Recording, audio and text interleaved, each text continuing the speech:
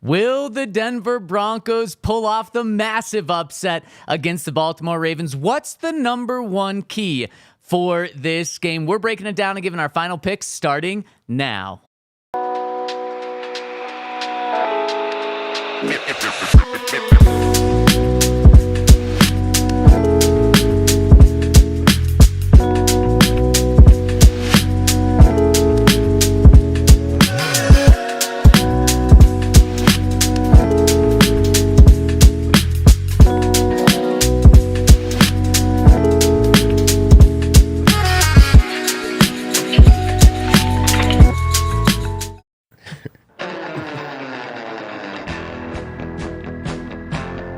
Is this season a trick or a treat for the Broncos? And will we find out on Sunday?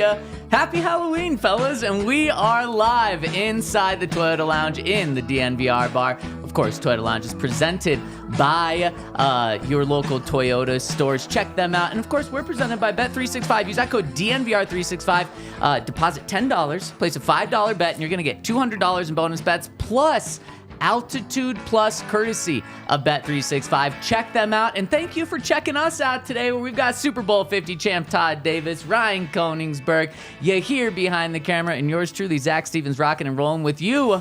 Are we a fan of Halloween, guys? Nope. Just like that. Me either. Wow, you have kids too. I know, and we don't do anything for it. What, no trick-or-treating? Nope, we don't trick-or-treat nothing. Wow. For real? It's my oldest son's birthday, too. Okay. Oh, okay. Happy So He birthday. do what he wants to do. You celebrate his birthday, though. yeah, yeah. Okay. That makes sense. Yeah. Well, happy birthday. Oh, 16. 17. 17. Yeah. Wow. Damn. That is impressive. I know. So no car then. I That was mean, last year. Well, he still has his permit, so he's making it very easy on me. I've been trying to go to the Toyota stores and find him a nice Toyota, but he's making it easy on me right now. Dang, that is really, really nice of him. Well, it's not easy because I still got to drive him everywhere, so you got to actually hurry up and get this. Come on. Does he get to take dad's car sometimes? He drives it. He's driven it like twice. That's a birthday gift right Probably there. tonight he'll drive it. Yeah. First time I started my career driving 0 for 1 on stop signs.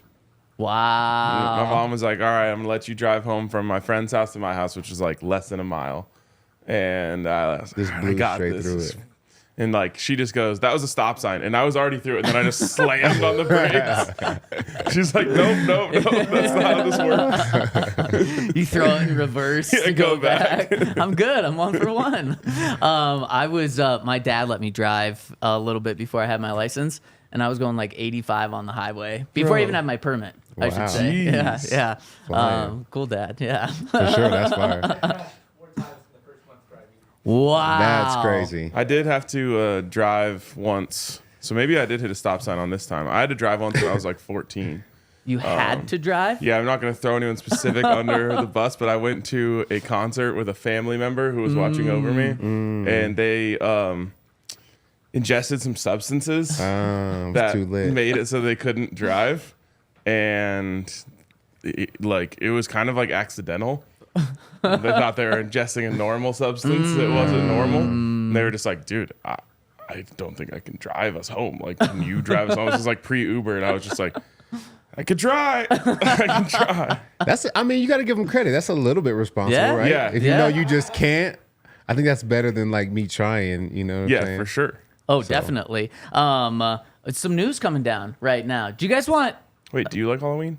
do I really like quick, Halloween? really quick. It's fine. Okay. Yeah. There's Move not on. much that Zach does like, but Whoa, I think I like everything except for Thanksgiving food. Oh my you don't God. like Halloween, you don't like Thanksgiving. All right, the news. Christmas.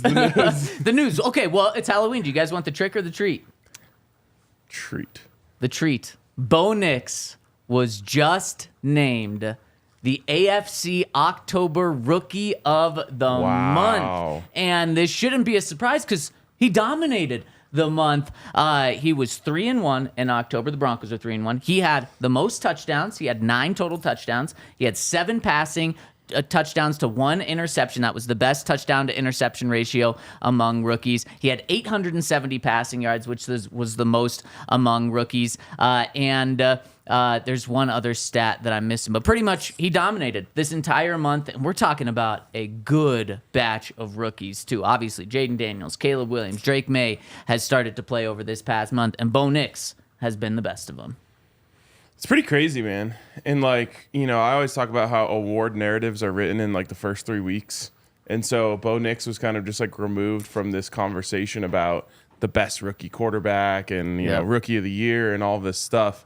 Because, Jaden Daniels especially burst onto the scene. Everyone's always watching Caleb Williams. And then he came on and everyone started talking about that. Yeah. And this last weekend, they played each other. So that was the whole conversation. Who's the best rookie quarterback? Is it Caleb or is it Jaden? And even when I went on All NFL Sunday Huddle, they sent their rundown and it was rookie quarterback update, Jaden or Caleb. And I wrote in there, I was leaving Bo out of this is crazy. Yeah. And, thankfully I was able to go kind of speak on that. But he's been... After starting really rough, I think a lot of people just stopped paying attention outside of Denver. And ever since then, he's been really, really good and just playing the type of football that you would expect from a veteran quarterback who you're just hey, can you come in and just run the show? Right. We're not asking you to do anything crazy. But for him to be able to do that, a few games into his career and play such smart football and avoid sacks and avoid turnovers is really, really remarkable and should be celebrated as it has been right now. What I like about it is I feel like he's beating these guys at their best. I think both Caleb and Jaden had one good game in September, but October was their best month statistically. And when you go stat for stat, Bo kills them in every category. So really everybody, kind of found their stride in the NFL, and October was shaping up to be a great month for rookie quarterbacks. And with that happening, Bo Nix still had the best month out of any rookie quarterback. I think it says a lot. Yeah, it says a ton. I mean, we're talking about a guy that quietly has also scored the most touchdowns of any rookie quarterback this whole year. So we're not limiting it to the past month. And Ryan, you're so right how important first impressions are in these awards and things that are given out. Jaden has had an incredible year. His team is 6-2, so one more win than Bo, and he's really turned the Commanders around. But statistically, Bo has been better in so many categories, but the slow 0-2 start for the Broncos, everyone just wrote him off because the Broncos have been pretty irrelevant over the past 8 or so years. And then Bo also doesn't throw his first touchdown pass until the Jets game, week 4. It's man, he just gets put to the background. But now he's really catching people's attention. And this week against the Ravens is an opportunity. You already see people kind of starting to notice him. And this award's going to help bring the national attention to Bo. But if he does it this week against the Ravens, who they have the MVP on their team right now in Lamar Jackson. They've got Derrick Henry. They've got the best show on turf with their offense. And if he goes out and continues to do what he's done, not just last week, where it was a career game, but the past 6 weeks since week 3, people will really have to notice and have to talk about him. It's my favorite thing about this game, man. No one expects you to win this game. What's the spread? Almost 9.5 points. We should have guessed the spread. I would have guessed 10. No one expects you to win. But if you do, everyone is on notice. And everyone has to pay attention. And no one can say, oh, yeah, I think they strung a few together. But look at the schedule and, look how Bo started and this, that, and the other. You go out and win this football game and they're opening up the Monday morning shows talking about, are the Broncos a contender? Yep.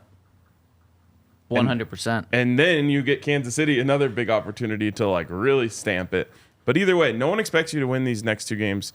I think of it like golf, where it's you have a 15-footer for birdie. It's you don't expect to make it. If you end up with a tap-in par, that's fine. But if you do, you're throwing a fist pump out there. Yep. And that's what the Broncos have right here. Yep, that's exactly what they have. So you mentioned the Kansas City game. You don't know the spread for that one, do you? The early spread? Mm-mm. Guess the spread. I told you on the road in Baltimore, Broncos are plus 9.5. On the road in Kansas City, what's the spread? 7.5. 7.5. Okay, Todd, what do you think? I'll split the difference. Go 8.5. 8.5. Why don't you stick with 9.5? Same. 9.5. Back-to-back, almost double-digit point underdogs for a team that is 5-1 in their past 6 games. For a team that's coming off a blowout win. For a team that really is looking like a dominant team on defense. Well, is a dominant team on defense. And the offense is really picking up over these past few weeks. The NFL has no respect in Vegas, and fans that bet have no respect for the Broncos right now. You want respect? You go get it this week. And the Broncos are doing something interesting in the way they're approaching this game. And I want to ask you guys if you agree with this. But first, I got to give you the trick of this portion here.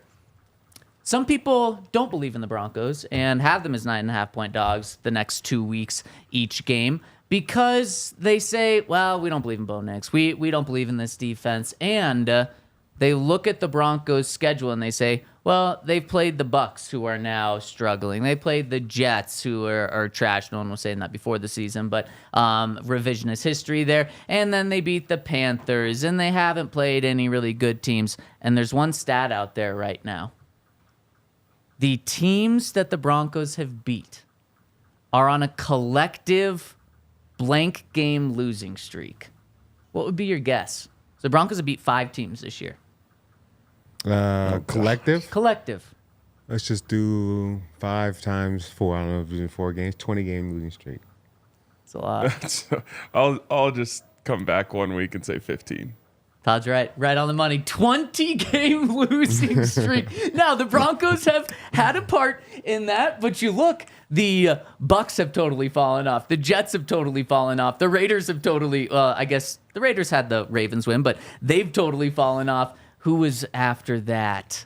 They lost to the Chargers, so that one doesn't count because that's not a team they beat. And then the Panthers and it's one other team. Who was right before the Panthers? I think you said 5.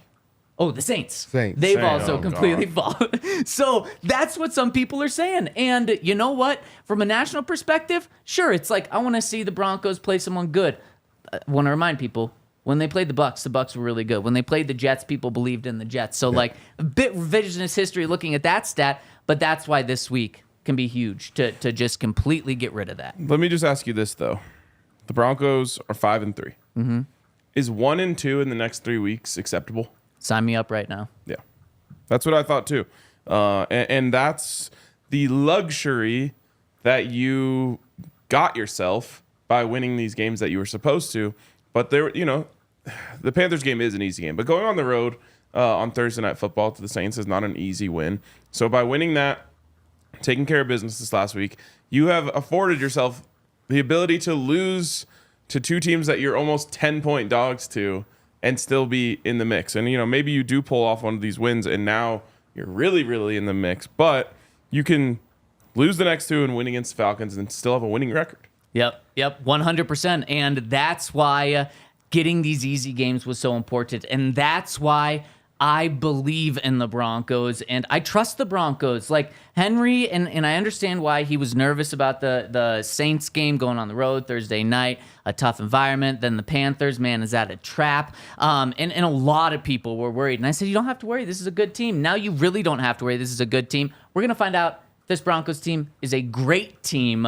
And Mike McGlinchey told us earlier this week, and we talked about it, Todd. Like Mike McGlinchey said, we want to make the playoffs, and then we'll have a chance at the Super Bowl. That's kind of the goal for this season. And now we'll find out if making the playoffs, that Falcons game is going to be a big one for making the playoffs. These next 2 aren't for the playoffs. These next 2 are to determine, okay, how far can you go if and once you make the playoffs? So I mentioned that the Broncos are approaching this game in an interesting way. I want to dive into that conversation after I give a shout out to our friends over at Westera Credit Union. We're over at Westera Credit Union. They're all about Colorado. They were founded right here in 1934. They've got 9 locations in the Denver metro area, and they're all about helping their members financially prosper. And education is their thing. They were started by a group of 8 school teachers, so helping others is in their DNA. And as a member, you can see that come through in every interaction. It's all about the local community with these guys. They just launched their 90th anniversary CD that offers 9% annual percentage yield. That's right, 9% annual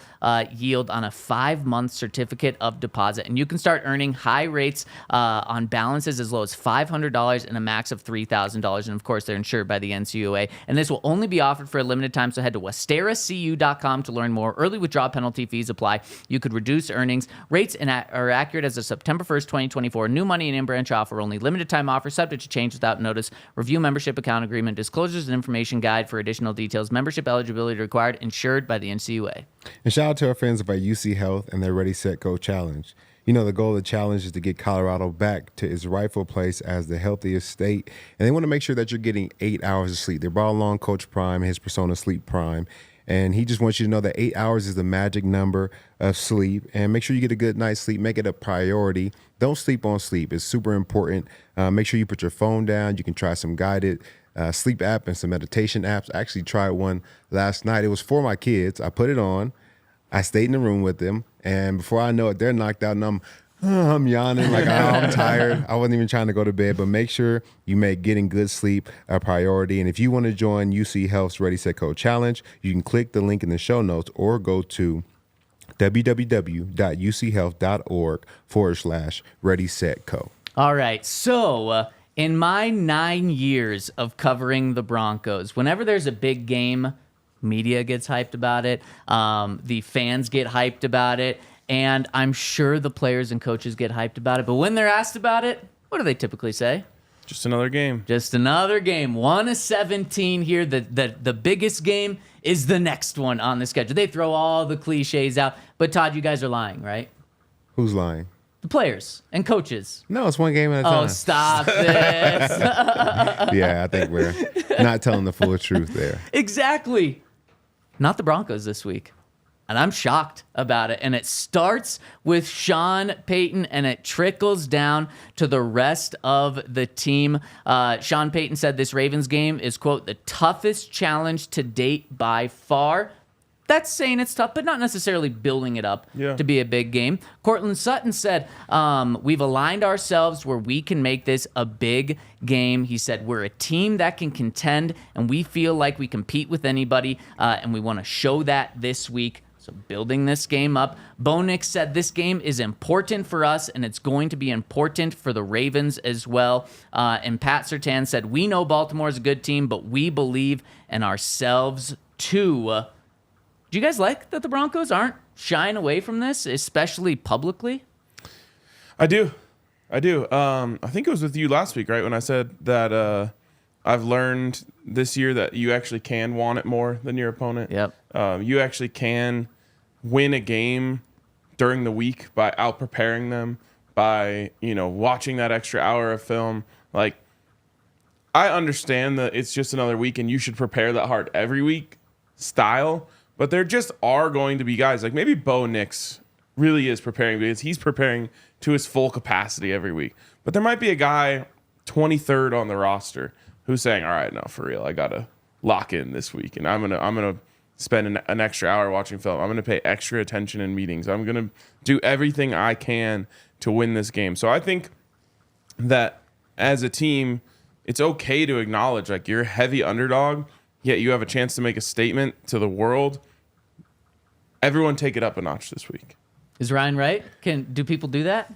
Yeah, I think they do. And I think it's important for this team because when you look at the roster, a lot of these guys in the NFL haven't played like meaningful football and games that you got to bring it. Like third round in the playoffs, it is a big game. We're not going to play around like it's not. And I need to see what you can bring to the table. So I think it's important for him to coach to the team and the message be said, like, this is a big game. We have an opportunity. Like, what are you guys going to do? Are you guys going to respond? Are you going to tuck your tail and run? Like, there has to be a line in the sand drawn. I think it's this game that kind of says whoever shows up, understands it's a big game, okay, you'll be with us moving forward. And if you're not ready to go, then you're probably not going to be with us much longer. Yeah, I absolutely love that. And it's clear to me that this message is starting from the top down, and it's starting with Sean Payton, and he's doing this intentionally. And if we've learned anything over these past 2 years, at least if I've learned anything, I think Sean Payton's a hell of a coach, and I fully trust him. He's made some initially head-scratching decisions and things that you're like, why did he do that? And I've certainly questioned it, and in the end, he's been right on pretty much everything that he's done, and he's pulled the right plugs with these past few weeks with playing the Panthers and having to handle that trap game and stuff. And so I completely trust Sean doing this, and I love it because the Broncos clearly have something to prove, and if you win this game, it is a huge game because then everything turns about how you view this season. Then Mike McGlinchey's coming out next week and saying, we're competing for the Super Bowl, baby. Absolutely. And you talk about Sean Payton. I think he is the key to winning this game for the Broncos. He's got to nail the game plan. That is how you win a game like this, is you go out there and you exploit their weaknesses and you minimize their strengths. And that's coaching. Like, in no other sport, I don't think, can coaches have as much influence on the game as in football. And Sean Payton is one of those guys who can go out there and beat a team by just the way he drew it up. 100%. And that's why he's one of the best offensive minds that's ever coached in this game. He consistently has his teams in the top 5 of offense. He's had the number 1 offense like 5 different times. And while he has had Drew Brees, he's also helped Drew Brees grow into that. And we had our guy Baldy on yesterday, and he said he's already starting to see Bo Nix do Drew Brees-like things. And Sean's already trusting Bo to be Drew Brees. Now, he pointed it out in his Baldy breakdown in a very interesting way of the goal line stand where Bo puts the ball over the top. But Baldy pointed to other things and said he can be Drew Brees, and he's seeing that. And I've started to hear that from other national media members saying, man, this is impressive, not just because of the numbers Bo's putting up, but how much Sean's already trusting him. And you mentioned the game plan, Ryan. This game this week could be the most Drew Brees-like game that we see from Bo this entire season, because the Baltimore Ravens have the worst pass defense in the NFL and the number 1 run defense statistically in the NFL. They've given up the fewest rushing yards, and they've also given up the fewest yards per attempt, and that's the biggest one for me is the yards per attempt, and yet their pass game can't stop anyone. I asked Bo about it yesterday, about going up against the worst pass defense, and he said, well, teams get down, and then they have to throw the ball a lot. I think that's Bo being a little nice, too.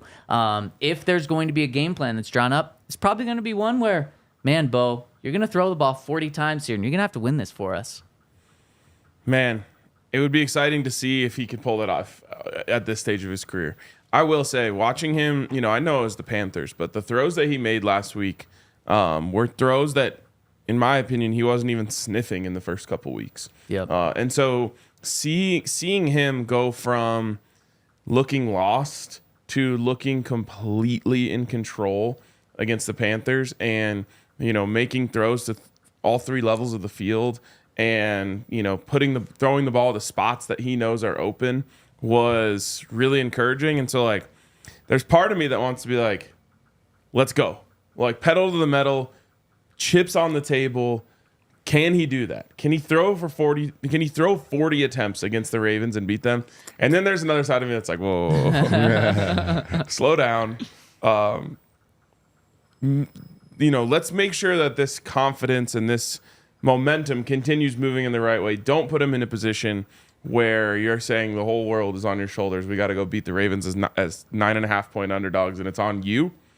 Maybe try to create a game plan that makes sure that he can continue to just see it and take what's easy and, hopefully run the ball. But running the ball against this defense is going to be really difficult. Well, now let me get you a little excited then. Would you take this stat line right now, both of you, from Bo Nix this week? 27 of 41, 60, which is 66% completion, 334 passing yards, 3 touchdowns, no interceptions, and a passer rating of 115 with 2 sacks. Yes, Would you sign of up for course. that right now? Yeah, without a doubt. Without a doubt. Yes. But That's what Jameis Winston did in his first start of the season last week against this Baltimore Ravens team. We're talking about awards. That won Jameis Winston AFC Offensive Player of the Week. That was just last week to this defense in Jameis Winston's first start. And Sean Payton believes in Bo Nix more than Jameis Winston. I can guarantee you that. I think he does. My thing is that right now as the season, if you look at the attempts per game for Bo, he's 2-3 when he throws over 30 times in a game. And I don't know if I love those odds to just have him go out there and throw 40 times in one game. So I would love for them not to limit his, passing, but I think between 25 and 30 passing attempts would be great for Bo, but they have to establish the run game. I know they're good in the run, but you can't shy away from it to the point where you could become too one-dimensional. So, yeah, I think we need a little bit more balance. Well, and here's a stat as well. The Broncos are 0-3 when Bo has thrown an interception. They're 5-0 when he's been clean. So, to your guys' point, the more times you throw the ball, the more you risk potentially turning the ball over. But also, Bo didn't have 2 turnovers last week. Lil Jordan Humphrey tried to just continue to get maybe 1 more yard, and the Panthers ripped it out of his hands. Courtland Sutton tried to go from the 1-yard line to the end zone, and the Panthers ripped it out of his hands. That wasn't on Bo, so these can happen. We've seen Javonte Williams fumble. We've seen Audric Estime fumble. The only guy we haven't seen fumble from the running back position is Jaleel McLaughlin. Why would you bring that up right now? Because I'm saying other guys have also turned the ball over. Okay. And, so I asked Sean about it yesterday, about wide receivers fumbling, if that's a concern, what he tells them. And his message to him, and I thought this was fascinating, was you have to know when the ride is over. Yeah. And honestly, I would have thought a football coach's perspective would have been like, no, you fight till that very last second. You fight till the whistle. But this makes sense. Like, does it really matter if you're on the 45-yard line for Lil Jordan Humphrey or the 46-yard line? Mm-hmm. Is it worth that extra risk where other Panthers are coming over and then there's 3 guys on you and one of them's just focused on ripping the ball out? No, you could also make just sense. Like when the ride is over, you just make sure you put both hands on the ball and protect it, and you can keep your legs turning, but like know that okay, now it's time to get safe here. Yeah. And I'll say this, I don't think it's being talked about enough. Defenders have gotten so much better at punching the ball out. Like it used to be a novelty, like the peanut punch. Like Peanut Tillman was like known because that was his skill. Yeah. Now everyone, it's like 3-pointers in the NBA. Like you can't be on the field unless you can punch the ball out. It's true. It's crazy. I've never seen anything like it. Like every player is in danger of fumbling on every play. So why weren't you able to do that, Todd? I got some fumbles. But you work it in practice a lot more now. Like, every day in practice you have like a circuit, whether it's a turnover circuit or a tackling circuit. But most of the time, like one of the different drills, whether in a 4-circuit mix, one of them is like punching the ball out and ripping the ball out. So every day in practice, these guys are working on it. So, it's not a surprise that they're getting so much better at doing it because you're focused on it every single week. I also have to assume these guys are leaving every game with just bruised knuckles because they're just flying in, just throwing haymakers. It doesn't hurt. If you hit the ball. But what else you going? Or you hit ribs. Or like shoulder pads or helmets. I don't know if I've ever hit any shoulder pads. I don't know. Did you ever play with a club? In college, not in. I feel like, especially for an inside linebacker, there's obviously things that would hurt you on, but man, being able to throw the club around. Yeah, but you got to remember something's broken in there. Yeah. So you actually don't want to throw them around as much as you think. Also, like, using your hands is really like to tackling. You want to be able to grab something. Yes, but it's tough. Forcing fumbles. Yeah. Throwing clubs around. Throwing the hammer. Oh my goodness, that sounds dangerous. Okay, I want to get to the keys to this game. Ryan, you might have already given yours out. Todd, I want to ask you what your key to the game is, but before we do, I want to give a shout out to our friends over at Shady Rays, where yesterday was a rare day where you didn't really need Shady Rays, but pretty much every other day you need Shady Rays if you live in Colorado, because it is always sunny in Colorado. And Shady Rays is going to hook you up with the best sunglasses that are all polarized, with the most affordable sunglasses. And on top of that, they've got a different pair of sunglasses for anything you could want, including ski season is here. So if you're going to hit the slopes, they've got ski goggles for you over at shadyrays.com. And yet people talk about in Colorado, you can ski in the morning and golf in the afternoon. They've got golf glasses too, glasses for the course if you want them as well. And goggles. Exactly. They can hook you up with all of that. And the awesome thing about Shady Rays, they're going to hook you up with 35% off by using the code DNVR over at shadyrays.com. Over 300,000 people have given them 5-star reviews, so check them out. shadyrays.com. Use that code DNVR. Also, shout out to Primo Hoagies. What's your guys' go-to? What's your go-to order at Primo? Oh my gosh, the broccoli Rob. And I never thought I would say like a broccoli and a sandwich is a go-to, but it's so good. For me, I don't know if I go into Primo, but I get Primo at the tailgates. Mm-hmm. So I don't know what they're ordering, but it's phenomenal. All right. I've been going turkey Diablo. Yeah. But then this last week I tried the ham Diablo, and it might even be better. I mean, and it's got this like spicy turkey. cheddar on it. Oh my God, it was so good. Shout out make me to hungry. Primo, USA Today's best sandwich shop, back to back in 23 and 24. Unbelievable stuff that they have going on over there, and as good as the spicy ham and the cheese and all that is, it's the bread that brings it all together. Fresh baked every single day. Unbelievable hoagie rolls. So hit up our friends over at Primo Hoagies right here in Centennial. And right now, you can get a Primo size hoagie and a bag of chips and a 20-ounce drink, all for just $15.99. Don't miss out. Swing by Primo Hoagies in Centennial. And shout out to Bet365, our presenting sponsor. Use that code DNVR365 to get that awesome deal. Okay, so before we dive into the keys to the game, the Broncos just tweeted out a little fun fact, and I want to play some trivia with you really quick. Okay. Bo Nix is the first Bronco to be named NFL Offensive Rookie of the Month since who? First rookie? First Bronco to be named Rookie of the Month since. Did you see the tweet or did you just know? Tim Tebow. Tim Tebow? Okay. No. He didn't really get much burn when he was a rookie. I'll let Ryan have one guess. Let me go Brandon Marshall, the wide receiver. Further back for both of you. Oh, wow. So I guess it'd be further back than Brandon Marshall. Jay Cutler? Further back. Oh, my God. It's kind of crazy. Like, even Drew Lock's really good final month of the season. No. Didn't get it.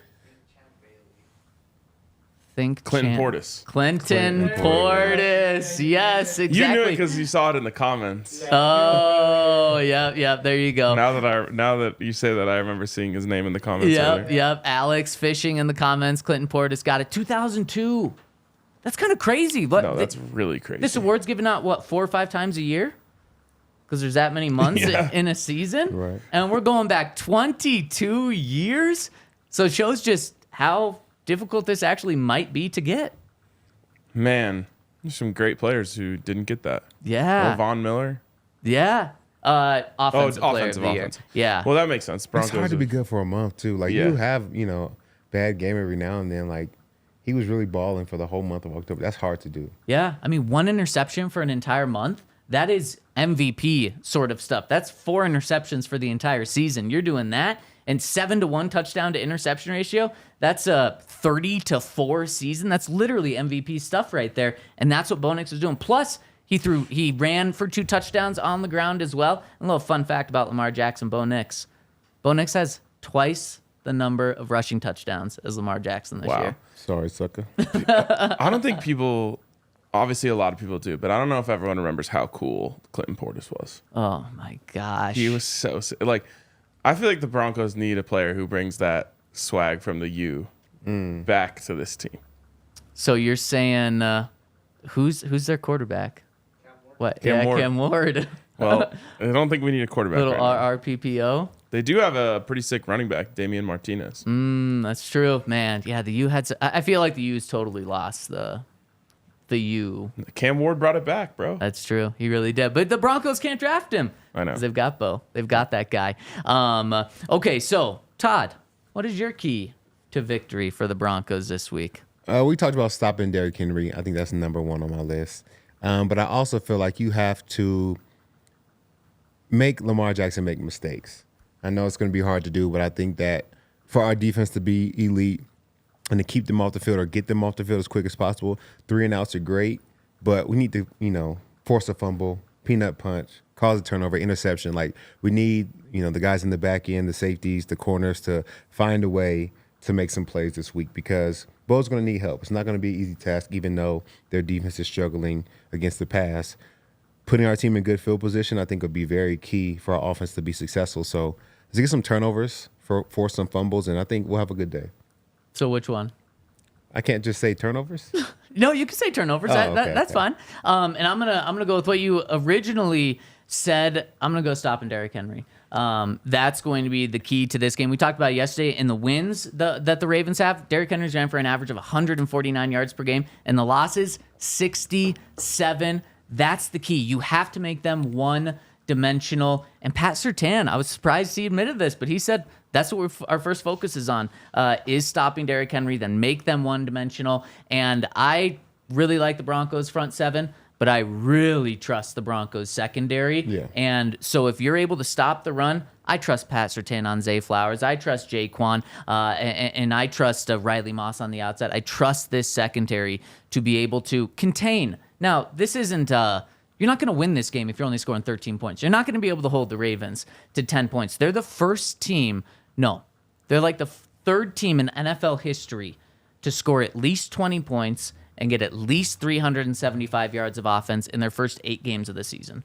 So they have been as consistent as you can be of at least doing that. They're going to get 20 points. So are you able to score in the 20s? And how high up do you have to go? And what's realistic to ask from this defense? Because this defense is great. We've seen it all season. They're the third best scoring defense in the NFL. They're top 10 in nearly every single statistic out there. But this Ravens team is also very good.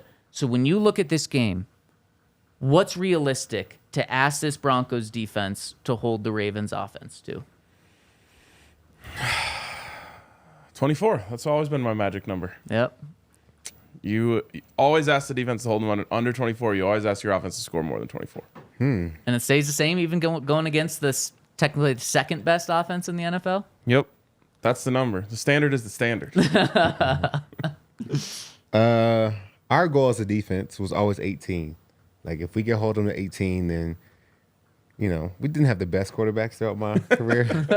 So we were hoping for 21 points. Wow, throwing shade at Peyton Manning. That's crazy. No, I'm talking about after Peyton. You know what I'm saying? But realistically for this team, I think 24 is a good number. If we could do that, find a way to score 27, I think we'll be all right. Man, I think I'm going to be a little nicer to the defense here. Hold them to 27 points. We're not. This is an offense that is averaging 31 points per game. So you would be holding them to 4 points less, and you'd be asking a lot from your offense to score 28 or more. But this is a bottom 10. This is the 6th worst scoring defense in the NFL. So the offense is going to have to step up here. And it's not like the offenses that you played with after Peyton Manning, Todd, where they're averaging 19 points a game. No, this Broncos offense has picked it up recently. Are they a top 5 offense? No. But can they score 28 points against a bad defense? Should be able to. Week in and week out, maybe not. But against a bad defense, yeah, they should be able to. So I'm trying to be a little more realistic here. I would say it's a fine job if they hold them to 27 points. Of course, I'd want less. But is that still an elite defense? If we're like saying that this defense is elite and they're legit, it's just 4 points less than what everybody else is giving up. Legit. You can do they get a nickname for that? I don't think so. How many? By the way, I wonder what that Super Bowl 50 defense, what the most points they gave up was. By the way, I don't know. The Ravens last week, I believe they were actually like right around 9.5-point favorites over the Browns. Probably. They lost. Browns defense held them to 24. Held them to 24. Okay. And let me just say my key here, which I do think Sean Payton has to nail the game plan. But you mentioned it. You have to stop Derrick Henry. And we were actually having a conversation upstairs about this, why Derrick Henry is going so crazy this year. And it's because if you allow Derrick Henry to get ahead of steam, he's one of the most untackleable players ever. And the reason why I think he's getting ahead of steam so much is because defenders have to wait to make sure that Lamar's handing that ball off. I say dare Lamar to run it. He's a little banged up. He's not going to carry the ball 20 times. You know, you could definitely get cooked and get burned on 1 or 2 big Lamar runs. I'd rather allow that than allow Derrick Henry to just, rumble his way to 6 yards of carry throughout this game. Just say, obviously you got to be smart about it, but don't wait to see if Lamar hands the ball. Say, Lamar, you want to run the ball 20 times, go right ahead. Love the sound of that until Lamar goes off for over 100 rushing yards. He's going to do it. He's going to break off a 40-yard run on you because of this. But you can't sit there guessing every time. No, you're right. And that's exactly something that Todd pointed to yesterday. Derrick Henry is so good when he gets downhill. And if you make him think and slow down, boom, you've got him. And that's how you stop him. And Todd's done a great job in his career of stopping Derrick Henry. What's Josie Jewell up to this weekend? Can we borrow him? Oh, man. No, he's on another sideline. Derrick Henry has never ran for more than 3.5 yards per carry against the Broncos. Gotta have it. In a game. That is He's what also they never have had to Lamar have. Jackson back there to be the secondary threat. Yeah, it's very true. And I'm glad you brought up Lamar because Lamar yesterday didn't practice. The tweets come out from the Baltimore media saying Lamar didn't practice. After practice, John Harbaugh says, "Oh no, come on, guys. It's just a rest day. We give him rest days on Wednesdays." It's like okay, he's playing. Never mind, nothing to see here. Then the injury report comes out. No, wasn't a rest day. Lamar Jackson didn't practice yesterday because of a back and a knee injury. Now, I think the Broncos, and I'm fully expecting Lamar Jackson to play in this game. He played last week. But that would be the best gift is like, man, Lamar just needs a week. So but you something think with to keep those, your eye on. I'm just saying, you think with those, nagging injuries that they're even going to approve him running the ball that much? Like, No, I think it's a great point. Your point about him running the ball 20 times, no. It's not going to happen. yeah, like I don't think you'll get Lamar going into double-digit carries. So that could really help with your game plan of, no, it's all about Derrick on the ground. And there might even be ones that look like it's read option where they're telling him, like, no, this is inside zone. Yeah, right. Exactly. Totally agree. Todd, your Super Bowl 50 defense gave up 27 points 3 times. 27 points against the Colts, 29 points against the Chiefs, and 34 points against the Steelers. That was the AB game, I I'm believe. telling you about, yeah, he went crazy. Yeah, that was crazy. Wasn't that the one where, like, Chris Harris hadn't given up a touchdown in, like, 3 years or something, and then AB got him? Yep, exactly. But then the Broncos, you guys got them in Denver in the playoffs. Yep. Thankfully, no AB, and got the win there. So I do think you can give up 27 points once, twice, maybe 3 times in a season. And if you're ever going to do it, it's against the second best offense in the NFL, the best offense you're going to face. By the way, we'll see. the over-under in this game is 46.5, so they're not saying 27. Well, I guess they are. They're probably saying 27-20, 18, 19. Yeah. So you got to beat that. If you want to win, you got to beat the total to beat the spread. Or you just got to go over. So you guys are saying 24 for the Ravens. What do you think the score is going to be? How do you have this thing playing out? Do you have the Broncos winning? Do you have the Broncos covering? Todd, what's your score? Yeah, I think the Broncos are going to win this game. I said on the post-game show, like, I'm picking the Broncos until we lose. Like, they're finding ways to win football games. I'm all for it, so I'm going to support them. So I'm going to go 27-24. It's a close game. I think it's going to be a tight game, but they're going to find a way to win the game. We're going to get a couple turnovers. We're going to make some plays. We're going to corral Derrick Henry. And ultimately, I think it's going to be a Broncos win. And it's going to be a good day.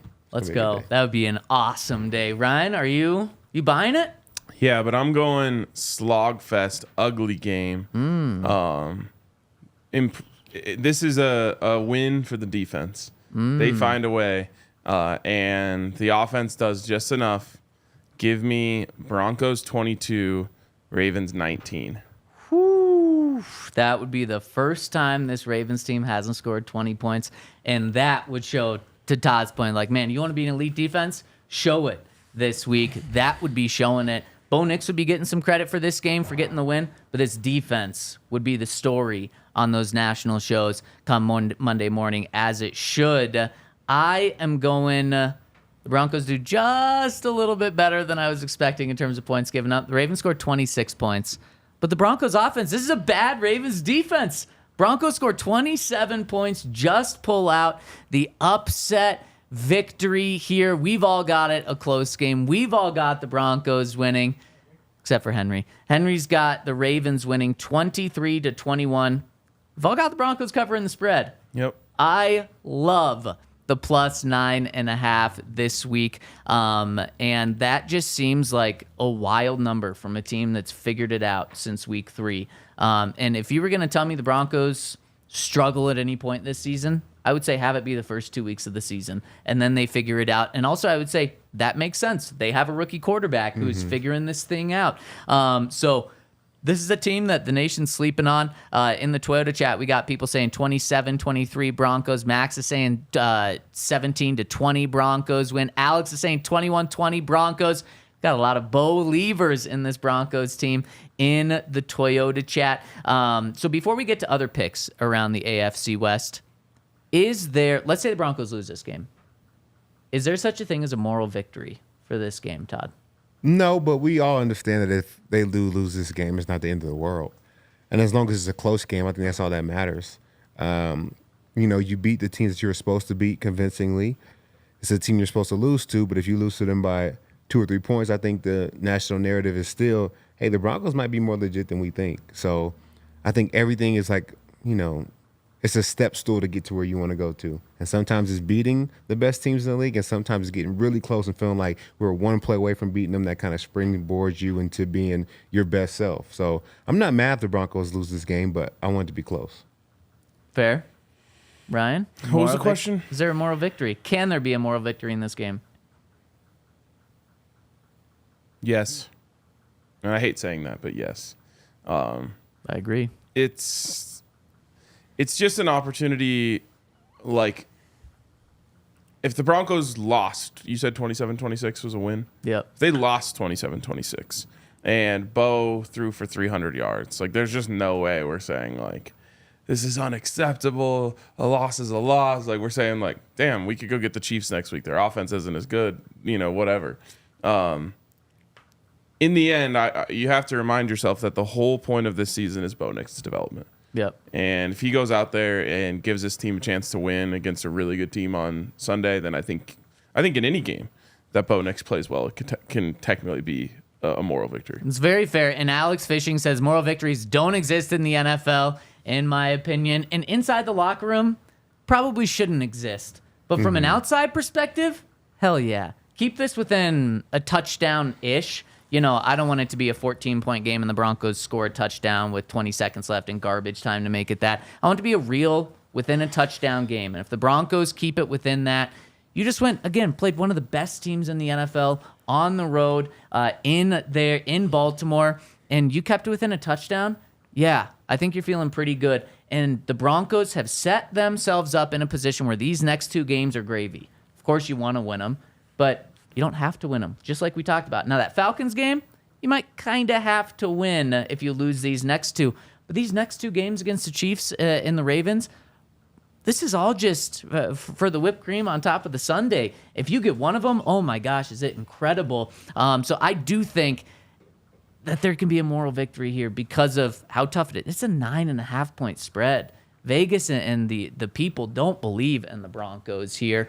So I think it's an interesting thing to keep an eye on. Will you be happy if the Broncos keep it to 1 point, like Ryan said? Will you be happy if the Broncos keep it within a touchdown? Or do they have to win for you to be happy at the end of the game here? Let me say this. Most of Broncos country will not be happy on Sunday, but they might wake up on Monday realizing, okay, that was acceptable. Yeah, that's a very fair point. And the players won't be happy at all.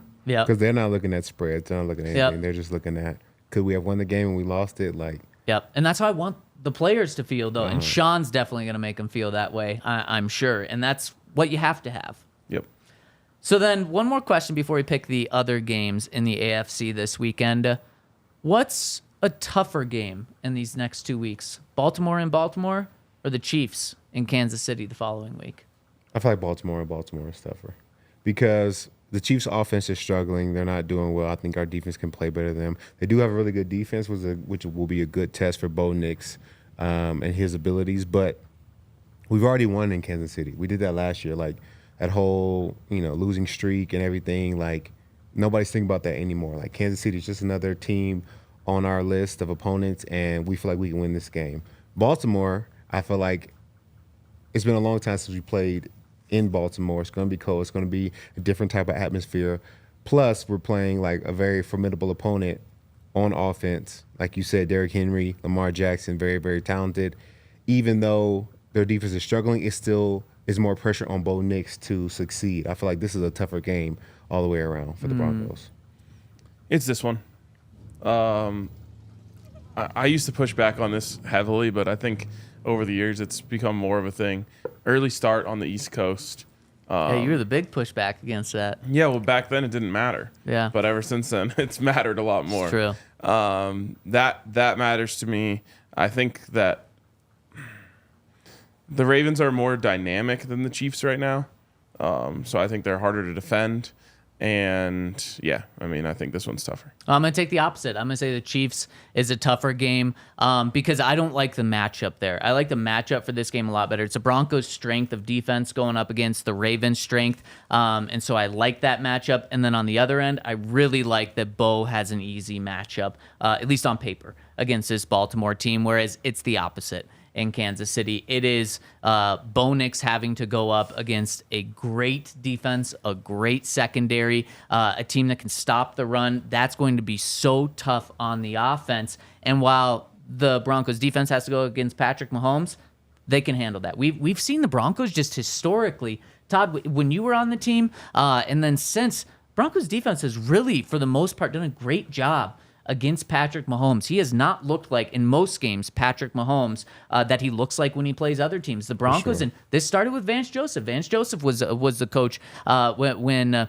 Mahomes' career started. Really just do a good job of bottling him up. So I don't like Bo Nix going up against a great defense. I'd rather have Bo Nix going up against the worst pass defense in the NFL, but I totally see the arguments to be made. Did you ever notice or feel like your body was off going to those East Coast early games? Yeah, I didn't even think about that. But you're right. Like, it starts at 11 o'clock here. That means it's 9 o'clock there. Like, most of the time. It's 1 o'clock. 1 o'clock. Yeah. But it's like, most of the time, you're not even out of bed until, 9 to 10 o'clock if you have like a 2 o'clock game. Because you got to be there at least 2 hours before. So now the guys are getting there. Their game starts at 11. They got to be there by 9. Like, you would still be in the bed if you were here and, I'm staying in Denver. So it is a lot on your body. And plus, you got to fly. Road games are fun, but I think waking up early when you play always 2:05 or 2:25 games, it is tougher. Now, I don't know if this helps or hurts the Broncos or both teams. It's also daylight savings this weekend. So take the 2-hour time change. They're flying out tomorrow, so they get there Friday night, and then they adjust to that. And then there's an hour time change on the night before the game. So it's just a really weird dynamic. Sean was the one to mention it, though, yesterday about the time change and how he's counting that in and factoring that in. So, Sean is on top of every single thing with this. No, you really can't. But it's just one more weird thing to throw into this game. Obviously, that impacts the Ravens as well. But why do we do daylight? Like, what's the point? I don't like it. Canceled it. I think we should. I thought we canceled it too, but it's still here. What's going on? I thought we voted on it. For sure. Yeah, what's must the have point? not. Like, what's the point? It was for farmers back in the day. Yeah, we're Maybe not. it's still for farmers. Everything's GMO. Like, they can they can grow anything any time of the year. It doesn't matter. Like, come on, guys. It's gotta no move- fun to be dark at 3 p.m. Like, Yeah, I don't want you to move to Arizona, but if you move to Arizona, They don't have it. Yeah. Yep, exactly. Okay, let's jump into some super chats. Maybe someone in the super chats knows why we still have daylight savings, even though we voted it out. First one coming in from our guy Steven Black, who says, "Y'all should collab with Brandon Perna." No, we hate him. Clip that and send it to Perna. We love Perna. We've actually had him on the show a couple of times, and man, he's always welcome here, even though Ryan hates him. Topher says, "For any Denver fans coming into town, the Baltimore Ravens fan group is throwing a rally this Saturday. The Broncos sent us a bunch of merch to give away, 4 to 7 p.m. at the Canton Local." That is awesome. Oh, the Baltimore Broncos fan group. Yeah, I was confused. That's too. awesome, Topher. So anyone going out to Baltimore, 4 to 7 p.m.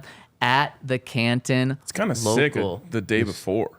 Yeah. I like that. That's reminds me of London, what we did. Baltimore is a great food city, by the way.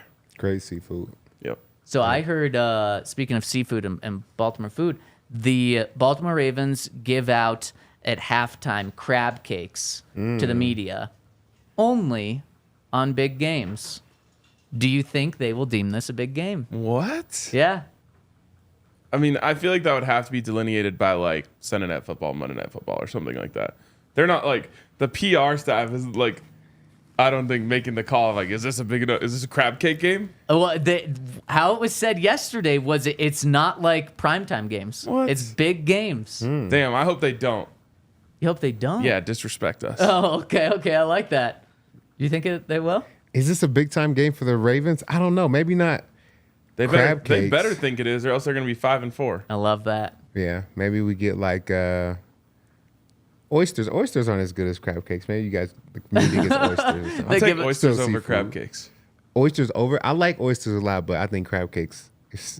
I guess better. it depends on the crab cake. You would expect those to be really good crab cakes, but you Yes. can have I guess you can have bad oysters too. Oh, and bad oysters are the worst. Oh, yeah. But you can have like a really like bready crab cake that just Yeah. doesn't hit. Yeah, It's that's like probably dry. what press box crab cake is going to be, I'm It's sure. kind of what I thought. Yeah. Are you going?